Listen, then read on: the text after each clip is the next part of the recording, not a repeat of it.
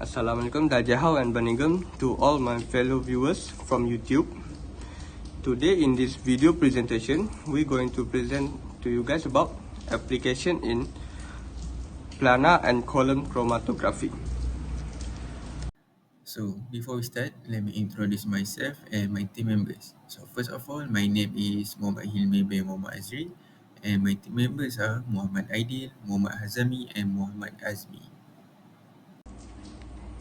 In this presentation, we're going to discuss with you guys 5 topics. The first one is introduction. The second one is theory. Next is explanation and then differentiation. And the last one is conclusion. In chromatography, there are 2 primary techniques used for separating the component of a mixture.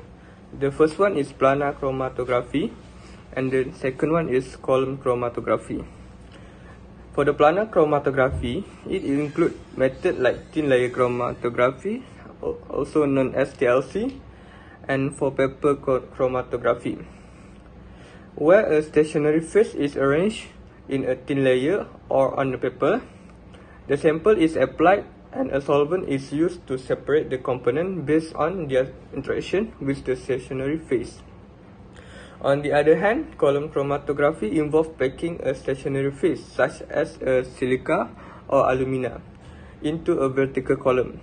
The sample is introduced at the top, and a solvent or eluent is passed through the column. As the solvent moves down, different components of the sample separate due to varying interaction with the stationary phase. Both techniques are widely used for their ability to effectively separate mixture in various analytical applications. I'm going to tell you guys application in planar and column chromatography. There are 3 in planar chromatography. The first one is qualitative analysis. Qualitative analysis identifying compound based on their RF value. The next one is purity testing, assessing the purity of substance by detecting impurities. Finally, the reaction of monitoring, tracking the progress of chemical reaction. For the next one is column chromatography, compound purification, isolation, pure compound from mixture. The next one is pharmaceutical, purifying active pharmaceutical ingredients and intermediate, protein and nucleic acid. The final one is purification. Function is isolating protein and DNA or RNA in biotechnological application. For the next slide, I'm going to talk about the theory of planar chromatography. For the stationary phase, a solid surface like a piece of paper or glass, plastic, plate coated with a thin layer of adsorbent material or TLC, typically silica gel or alumina. For the mobile phase, a liquid solvent or a mixture of solvents that travel across the stationary phase due to capillary action or gravity. And lastly, for the separation mechanism, components of the mixture interact differently with the stationary and mobile phases. Substances with a higher affinity for the stationary phase move slower, while those with a higher affinity for the mobile phase travel faster. The result is the separation of the component as discrete spots or bands. Next is theory of column chromatography. For the stationary phase of column chromatography, a solid adsorbent material such as silica, gel, alumina, or liquid coated solid is in reverse phase chromatography. For the mobile phase, a liquid or gas that flows through the column carrying the mixture. Lastly, the separation mechanism. The components in the mixture interact with the stationary phase through adsorption, partition, or an ion exchange. Substances with stronger interaction with the stationary phase take longer to elute, or we can call it as exit, from the column, leading to separation.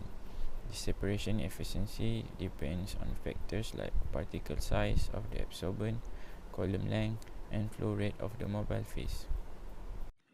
Now for the explanation part is planar chromatography. Planar chromatography, such as thin layer and paper chromatography, is used for identifying component, testing purity, and analyzing mixture in pharmaceuticals.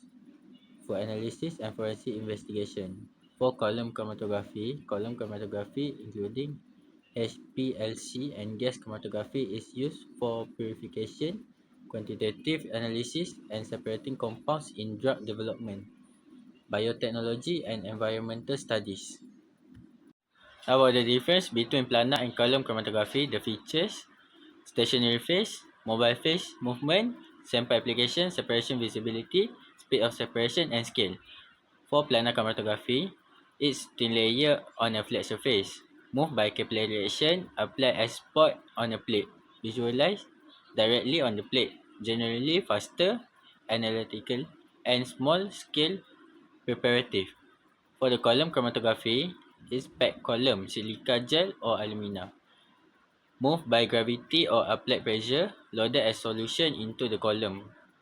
Require collection and analysis of fraction, generally slow due to column flow, preparative and large-scale separations.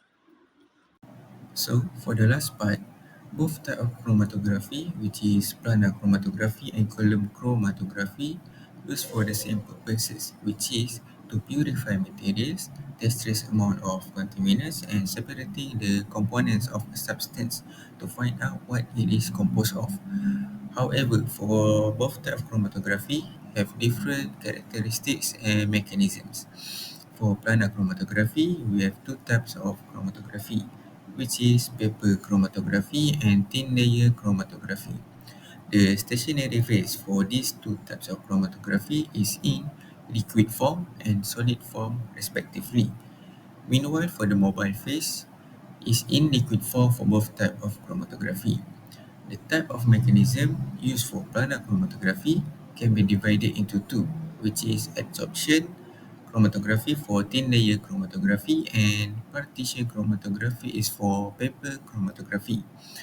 Meanwhile, for the color chromatography, the stationary phase is in inert solid, typically made of alumina or silica, and for the mobile phase can be either in liquid form or gas form.